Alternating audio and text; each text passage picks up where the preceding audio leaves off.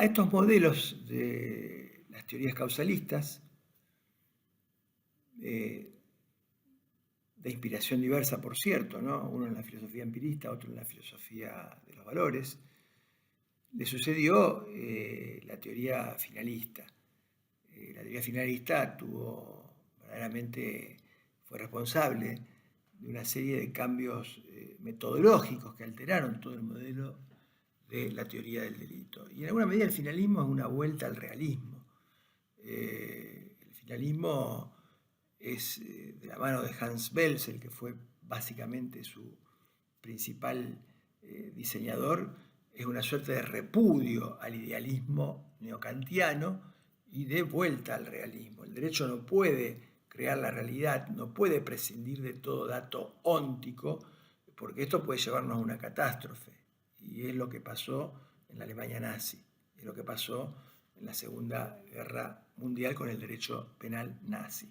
De allí que Belzel elaborara su teoría de las estructuras lógico-reales, es decir, es necesario respetar ciertas estructuras onticontológicas que el legislador, un mínimo, digamos, de estas estructuras onticontológicas que el legislador debe respetar a la hora de intervenir, digamos, en la materia penal, y que también debe respetar la construcción del sistema de la teoría del delito. Y él allí elabora, digamos, cuál es la principal estructura onticontológica que daría lugar a los grandes cambios metodológicos, la teoría de la acción final. La acción es ejercicio de actividad finalista. Y Belzel decía, bueno, la teoría del delito puede decir cualquier cosa, menos que es acción aquello que no es una acción humana.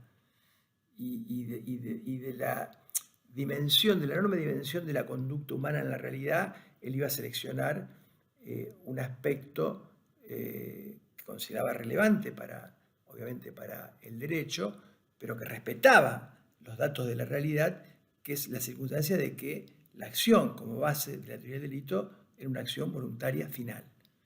El causalismo se quedaba con el aspecto causal natural. Belzel dice, no,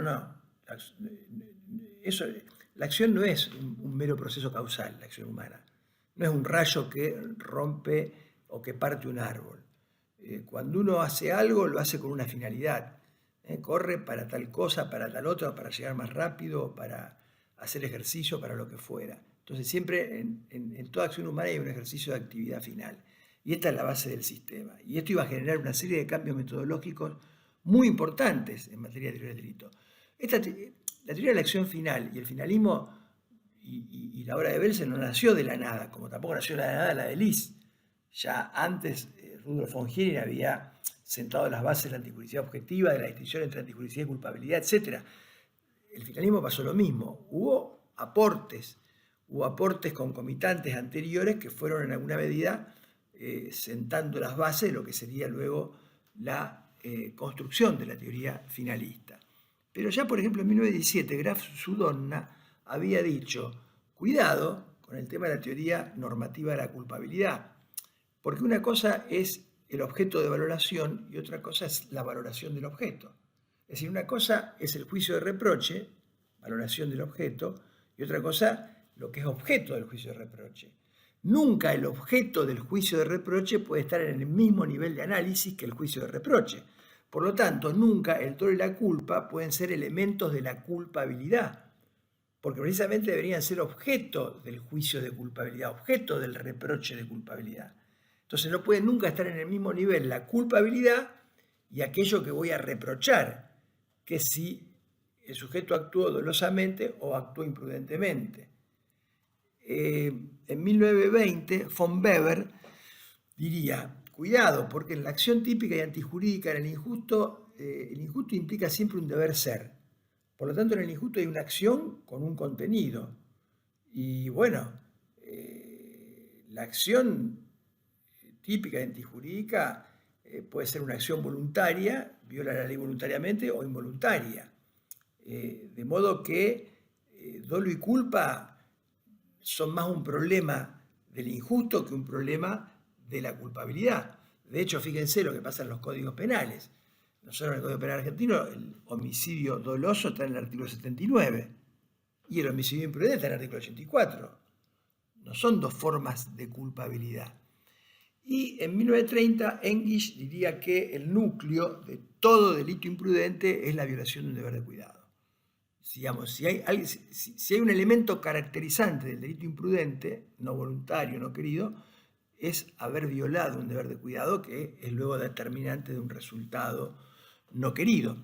Si esto es así, si el núcleo de la culpa es la violación de un deber de cuidado, es un absurdo que, en las teorías causalistas, es un absurdo que una persona que hizo todo bien, se comportó perfectamente bien, observó todos los cuidados a su cargo, manejaba correctamente, no pudo evitar que el suicida se tirara debajo de su auto, es un absurdo decir que esa persona cometió una acción típica y antijurídica, porque desde el causalismo lo único que voy a evaluar en estos niveles de análisis es la objetividad de la acción y el desvalor objetivo de esa acción que hace el derecho. Entonces voy a decir, esta persona que tuvo la mala suerte de toparse con un suicida, aunque él observó todos los deberes de cuidado, cometió una acción típica y antijurídica, cometió un ilícito penal que trae consecuencias, no la pena, pero trae consecuencias igual, de otro tipo. Ahora, es inculpable porque no obró con culpa, porque no violó un deber de cuidado. Es ridículo. Si la persona no violó un deber de cuidado, actuó lícitamente. Por lo tanto, también en alguna medida, English ya daba cuenta que la culpa era más bien un problema del injusto, de la acción típica y antijurídica, o de la acción típica, que de la culpabilidad. Con todo esto aparece la teoría de la acción final de Belzel y los grandes cambios metodológicos. ¿Por qué? Porque obviamente si la acción ya no es un mero proceso causal, no está concebida en su aspecto natural, en su objetividad, en su exterioridad, sino que es una acción voluntaria final, es ejercicio de actividad final, el tipo ahora va a describir tanto la objetividad de la acción como también la subjetividad de la acción. Y esto da lugar a la existencia de un tipo complejo, tipo objetivo, tipo subjetivo. En un delito doloso, la tipicidad dolosa va a describir todos los elementos objetivos de la acción, las referencias, etcétera, tipo objetivo, y también va a describir la voluntad de la conducta. Esa voluntad de la conducta, esa finalidad captada por el tipo, pasa a ser un concepto normativo que se llama dolo. De modo que el tipo objetivo da cuenta de los elementos objetivos de la acción, el tipo subjetivo va a dar cuenta del dolo. Y si además el delito tiene elementos subjetivos distintos del dolo, también en el aspecto subjetivo del tipo estarán los elementos subjetivos del dolo, del tipo distintos del dolo. Es decir, primer gran cambio metodológico, la tipicidad ya no es una tipicidad netamente objetiva, sino que ahora tenemos un tipo complejo, objetivo y subjetivo. Segundo gran cambio metodológico, esto al pasar el dolo y la culpa al nivel de la tipicidad y salir de la culpabilidad, ahora esto da lugar a estructuras típicas diferentes, porque tengo tipos dolosos y tipos imprudentes, así como también habrá tipos activos y tipos omisivos. Dolo y culpa ya no son dos formas de culpabilidad o dos elementos del juicio de reproche que están en la culpabilidad. Dolo y culpa pasan a ser ahora dos formas de violar la ley, por eso son estructuras típicas diferentes. Porque yo puedo violar la ley voluntariamente, tipo doloso, o puedo violar la ley involuntariamente por violación del deber de cuidado, una acción defectuosa, que en esa defectuosa programación viola un deber de cuidado, tipo imprudente. Y esto obviamente es un cambio metodológico enorme.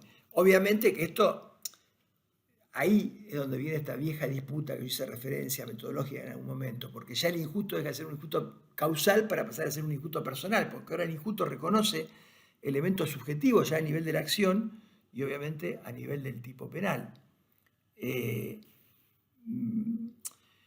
La antijuridicidad también va a reconocer elementos subjetivos, esto después fue muy criticado, de modo de que para que opere una causa de justificación es necesario que el sujeto también sepa que se encuentra en la necesidad de obrar justificadamente. ¿Esto qué significa? Que aún en la justificación también se va a exigir un elemento subjetivo.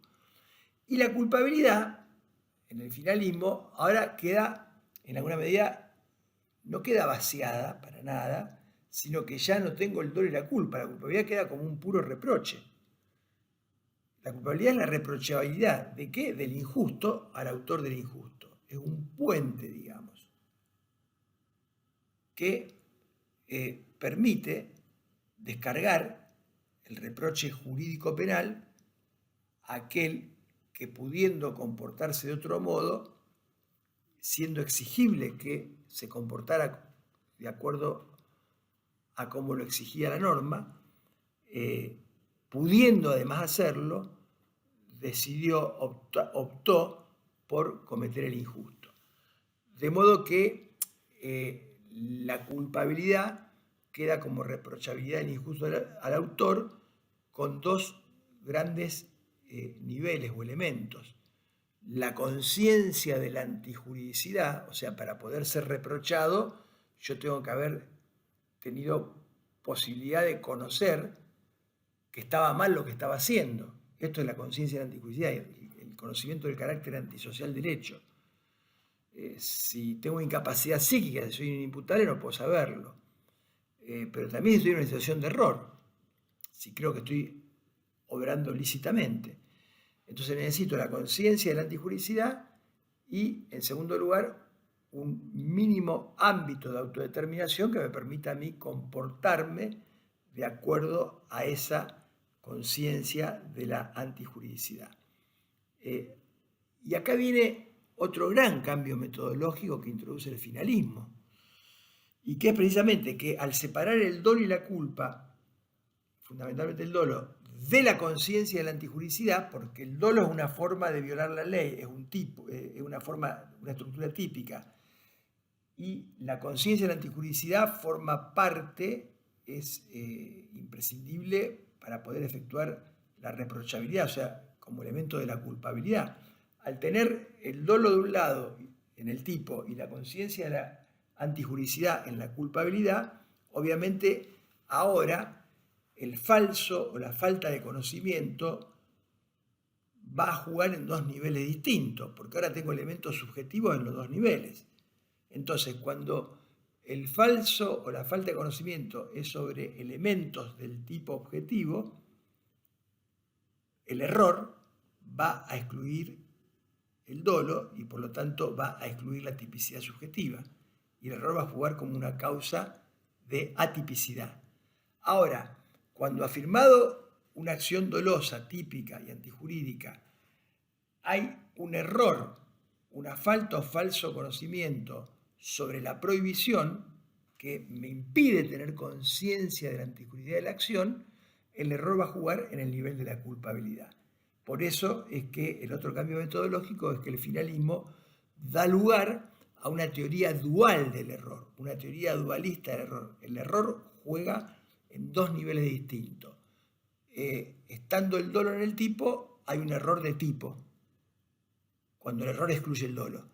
Y estando en la conciencia de la antijusticia y la culpabilidad, hay un error de prohibición, cuando el error lo es respecto a el conocimiento, la conciencia de la prohibición, de la antijuridicidad de la acción. Ya veremos, porque no tenemos tiempo, lo ampliaremos en las clases, cuáles son las consecuencias de estos errores y cuáles son las consecuencias de si son invencibles, si son vencibles, etc. Pero en última instancia, este modelo de teoría del delito, el finalismo, produjo cambios metodológicos importantísimos en relación a los modelos anteriores. Finalmente, y simplemente como dato informativo, obviamente, la culpabilidad como reprochabilidad del injusto del autor tiene como un fundamento, y el fundamento es el albedrío, es el reconocimiento de un mínimo de libertad que tenemos todas las personas por el solo hecho de serlo y que nos permite, más allá de todos los condicionamientos que hay en el mundo, nos permite en determinadas circunstancias poder optar. como ese fundamento, digamos, el albedrío, obviamente, da lugar a un juicio de reproche, también la teoría normativa de la culpabilidad, la teoría normativa sigue siendo o sigue reconociéndosela en el finalismo. Lo que pasa es que con un contenido distinto. La teoría normativa nace con el causalismo normativista, pero allí la culpabilidad era un juicio de reproche con un montón de elementos dentro del mismo nivel de análisis. En el finalismo, la teoría normativa sigue dando cuenta de la culpabilidad, pero ahora de una manera más pura, más limpia, porque la culpabilidad es el reproche, la reprochabilidad del injusto, que puede ser, o sea, de la acción típica, dolosa o imprudente, y antijurídica, reprochabilidad del injusto al autor. Esta teoría normativa obviamente es graduable, porque permite de que el reproche pueda graduarse según distintas circunstancias. No todos somos iguales y por lo tanto es lógico que el juicio de culpabilidad pueda ser diferente según las circunstancias concretas de cada caso.